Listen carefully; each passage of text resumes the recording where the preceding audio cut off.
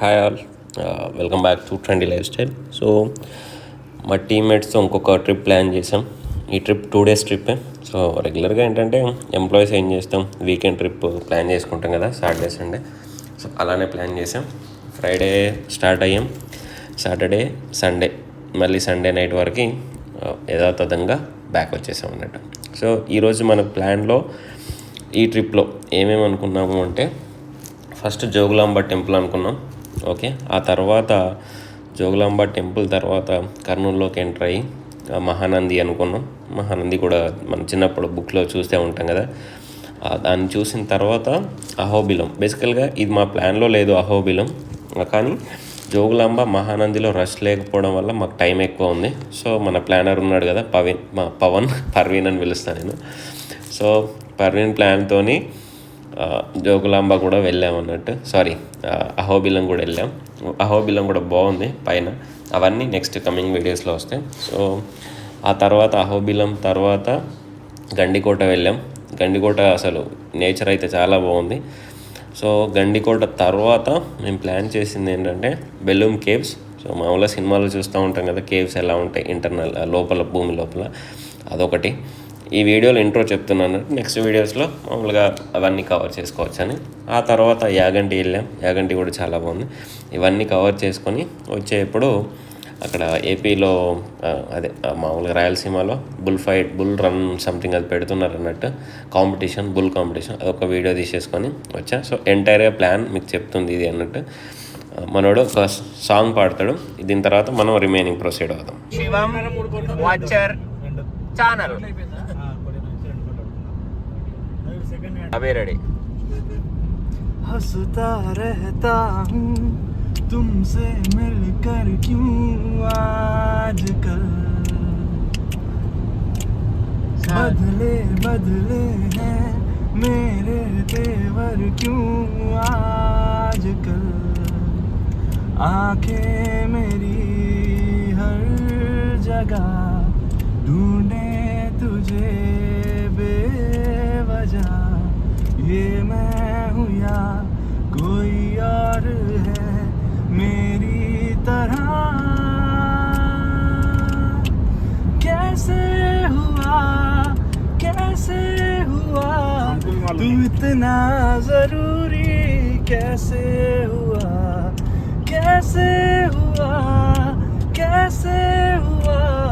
तू इतना जरूरी, कैसे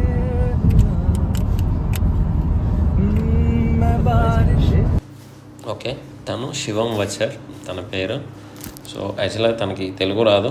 మీరేమన్నా కామెంట్స్ పెడితే ఇంగ్లీష్లో పెట్టేయండి. ఈజ్ ఎ సింగర్, బాగా పాడతారు. ఎంకరేజ్మెంట్గా ఉంటుంది అని మనం స్టార్ట్ చేయించాం. ఓకే, అది సాంగ్స్. ఆ తర్వాత మామూలుగా తను తెలుగు అర్థం కాకపోయినా మన టీంలో ఉంటారు కాబట్టి బేసికల్గా ఎక్కడికి వెళ్ళినా కూడా తను తీసుకొని వెళ్తూ ఉంటాం, Shivam. So good person.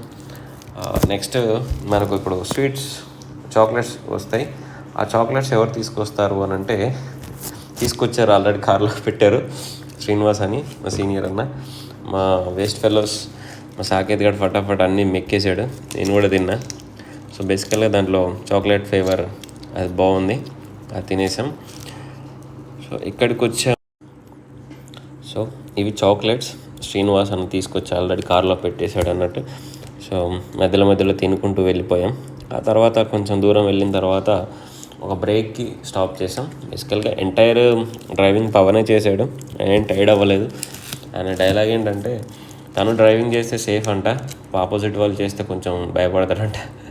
So అందుకే ఎవరు డ్రైవింగ్ చేయలేదు. సో ఇక్కడ టీ బ్రేక్ కోసం ఇలా వెళ్తున్నప్పుడు ఆగాలి, అప్పుడప్పుడు బాగుంటుంది. సో పవర్ చూడండి, మనోడు మహాదేవ్ ఆ డోర్ ఓపెన్ అవుతుంది, క్లోజ్ అవుతుంది. తను శ్రీనివాస్, తను పవన్ ప్లానర్. ఈయన దగ్గర short term, long term. So తక్కువ డేస్కి ఎక్కువ డేస్కి ఎలాంటి ప్లాన్ చేసుకోవాలి ట్రిప్స్కి అనే వాటి గురించి ప్లాన్ చేసుకుంటే ఫైనల్గా మనం జోగులాంబకి వచ్చేసాం అన్నట్టు. So Jogulamba temple main road నుంచి ఒక 5 to 6 kilometers లోపలికి ఉంటుంది. సో మనం లోపలికి వెళ్ళాలి. లోపలికి వెళ్ళిన తర్వాత అక్కడ బేసికల్ ఇక్కడ ఏం జరిగింది అంటే, శివరాత్రికి 2 days తర్వాత మనం వెళ్ళాం కాబట్టి అప్పటికే ఆల్మోస్ట్ అందరూ ఫాస్టింగ్ ఉండి టైర్డ్ అయిపోయి ఉంటారు కాబట్టి ఎక్కువ జనాలు ఎవరు రాలేదు. మనకేంటంటే దర్శనం అనేది చాలా బాగా అయింది.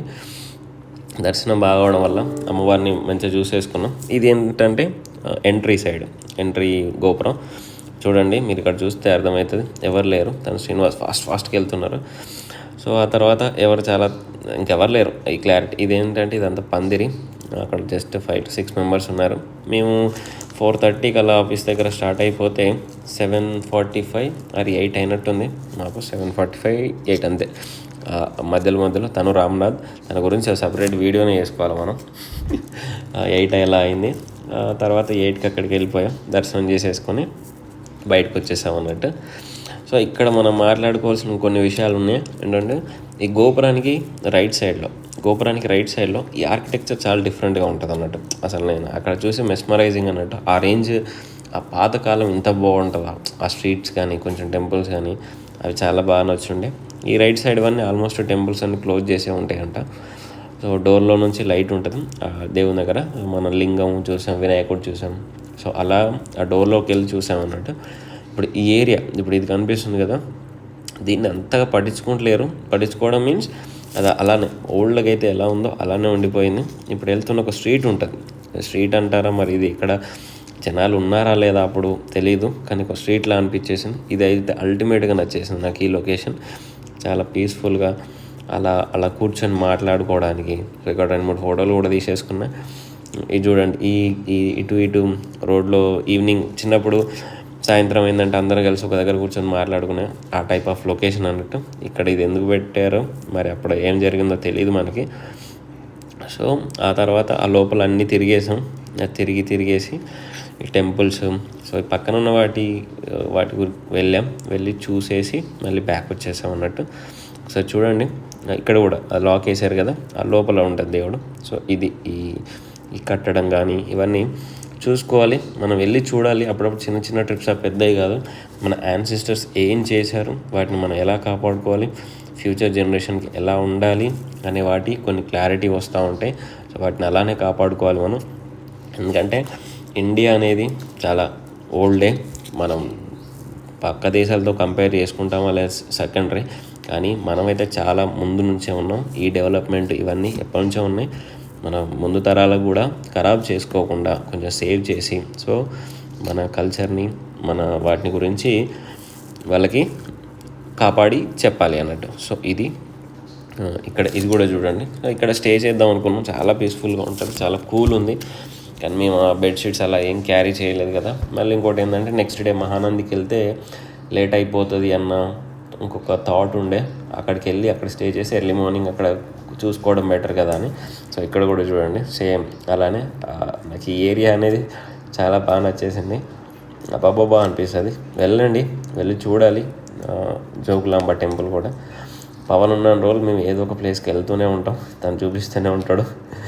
సో ఇది ఇక్కడ ఉన్నటువంటిది. కొంచెం జస్ట్ అలా చూడండి.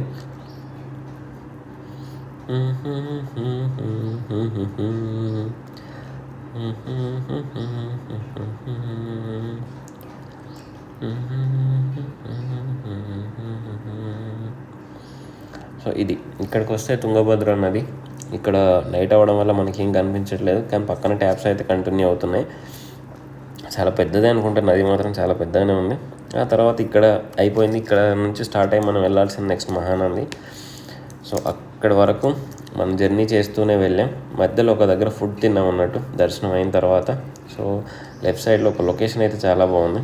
ఈ టోల్స్ అయితే అమ్మో ఉన్నాయి. అసలు ఈ టోల్స్ మామూలు దోపిడీ చేయట్లేదు గవర్నమెంట్. మరి ఇన్ని టోల్సా? బేసికల్గా ఒక ఎంప్లాయీ ట్యాక్స్ పే చేసి ఇచ్చిన తర్వాత కూడా ఈ రేంజ్లో పే చేసి ఇప్పించుకుంటున్నారు. ఎంప్లాయీకి ఒక సపరేట్ కార్డ్ అయినా ఇవ్వాల్సింది, ఆల్రెడీ 30% చేసిన వాళ్ళు. సో ఇది కుండ బిర్యానీ. ఇక్కడ కర్నూలుకు దాటేసిన తర్వాత నేను అనుకుంటా, కర్నూలులోకి ఎంటర్ అయిన తర్వాత లెఫ్ట్ సైడ్లో ఉంది. ఇక్కడ ఎలిఫెంట్ చూడండి ఎంత బాగా డెకరేట్ చేశారు. సో బిర్యానీ గురించి మాట్లాడితే కూడా బిర్యానీ బాగానే ఉంది. సో నాట్ బ్యాడ్, తినొచ్చు అటు సైడ్ వెళ్ళినప్పుడు. సో పవన్ వచ్చేసాడు, మహాదేవ్ మధ్యలో ఒకసారి గెలికేసి వెళ్ళిపోతున్నాడు. ఒకసారి లోపలికి వెళ్దాం, లోపల ఎలా ఉందో చూస్తారు మీరు.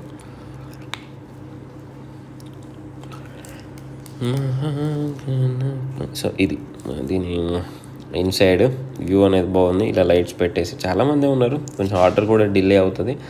పవన్కి మాకు అప్పటికే ఆకలేస్తుంది. 9 చేంజ్ అయిపోయింది అనుకుంటా. సో తను అది తింటున్నాడు. మేము వాడిని అరుస్తున్నాం అయినా కూడా రాలేదు. వాడు కొంచెం స్లోగా వచ్చారు అన్నట్టు ఆ పర్సన్, సారీ వాడు అన్నందుకు. సో ఆ తర్వాత ఇది మటన్ చీక్స్ తీసేసుకున్నాం. ఆ తర్వాత అదేంటంటే కుండ బిర్యానీ బాగున్నాయి. ఈ చీక్స్ కంటే కుండ బిర్యానీ అయితే బాగుంది. సో అదొకటి కానీ చేసాం. ఇది అయిన తర్వాత పక్కన ఈ బ్యాచ్ ఉంది కదా, వీళ్ళు వెజ్ బ్యాచ్.